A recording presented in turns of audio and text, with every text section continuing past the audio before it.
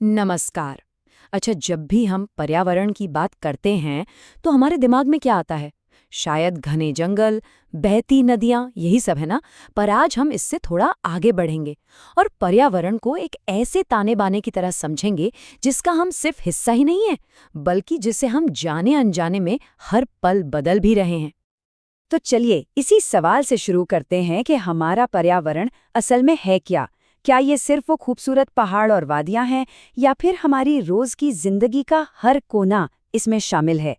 इसका जवाब ना शायद थोड़ा हैरान करने वाला है। असल में ना ये दो दुनियाओं का एक मिला जुला रूप है। एक तरफ तो है प्रकृति जो हमें कुदरत से मिली है और दूसरी तरफ है वो दुनिया जो हमने बनाई है। हमारे शहर, हमारी सड़कें, हमारी टेक्नोलॉजी। और ये दोनों अलग नहीं हैं बल्कि एक ही सिक्के के दो पहलू हैं। इसे ऐसे समझते हैं, देखिए, एक तरफ है हमारा प्राकृतिक पर्यावरण जिसमें जमीन, मौसम, पानी, पेड़ पौधे, जीव जंतु सब आ जाते हैं। और दूसरी तरफ है हमारा बनाया हुआ सामाजिक सांस्कृतिक पर्यावरण, यानी हमारा खाना पीना, हमारे घर, हमारे त्योहार, यहाँ तक कि हमारी टेक्नोलॉजी भी। और ये दोनों ही मिलकर हमारी असल दुनिया बनाते हैं।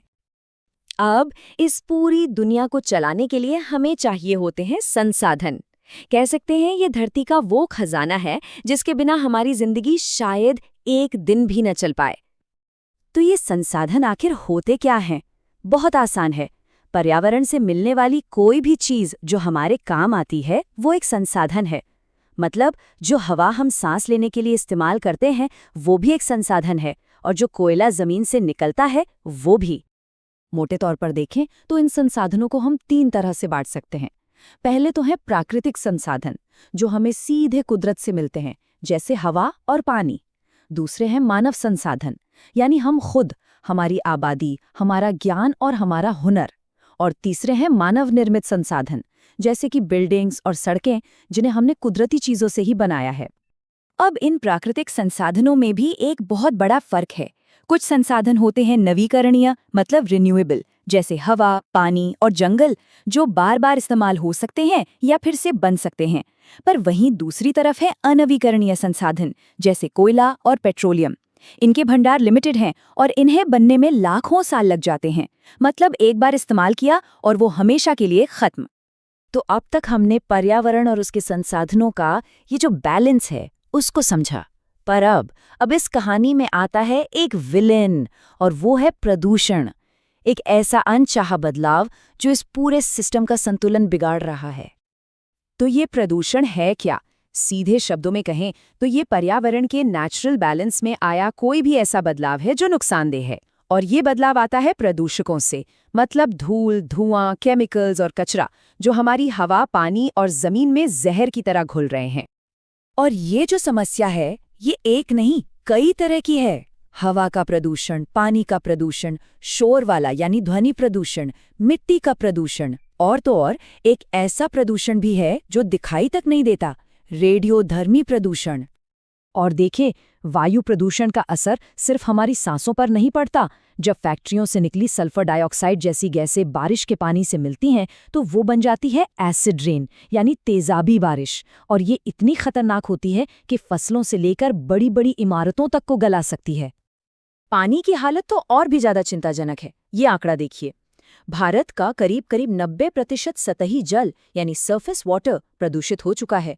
फैक्ट्रियों का केमिकल वाला कचरा और शहरों का गंदा पानी सब सीधे नदियों में जा रहा है। और नतीजा, हमारी गंगा और यमुना जैसी नदियां, जिन्हें हम इतना पवित्र मानते हैं, आज वो भी बहुत ज्यादा प्रदूषित हैं। और अब बात उस प्रदूषण के जो दिखता नहीं, सिर्फ सुनाई देता है। एक्सपर्ट्स का मानना है कि 75 डेसिबल से ज्यादा का शोर हमारी सेहत के लिए खतरनाक है।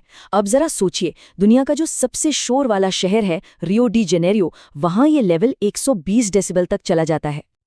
तो सवाल ये उठता है कि आखिर ये सब हो क्यों रहा है?